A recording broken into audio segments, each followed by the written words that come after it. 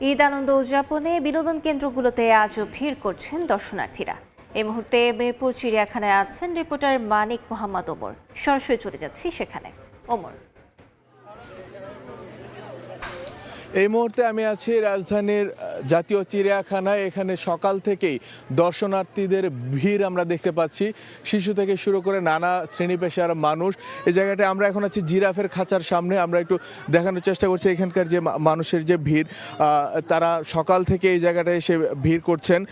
ঈদের দিন থেকেই রাজধানীর বিনোদন কেন্দ্রগুলোতে জনসাধারণের দর্শনার্থীদের ভিড় আমরা দেখতে পেয়েছি।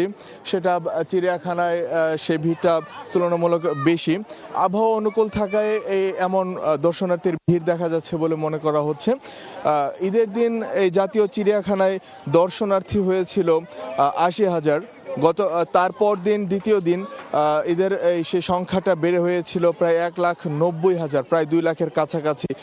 এবং গতকাল সবশেষ ১,৭০,০০০ দর্শনার্থী চিড়িয়াখানা ভ্রমণ করেছেন। অনেক মানুষ এখানে সে জায়গাতে এসে দেখার চেষ্টা করছেন।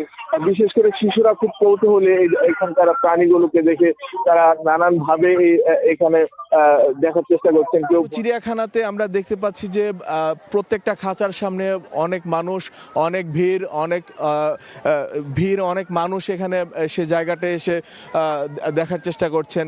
দেখার অভিজ্ঞতা অনেকের জন্যই নতুন। সেজন্য এইখানে যারা আছে সবার মধ্যে আলাদা করে একটা কৌতূহল আমরা দেখতে পেয়েছি। এই ছিল জাতীয় চিড়িয়াখানা থেকে আমার কাছে সবশেষ।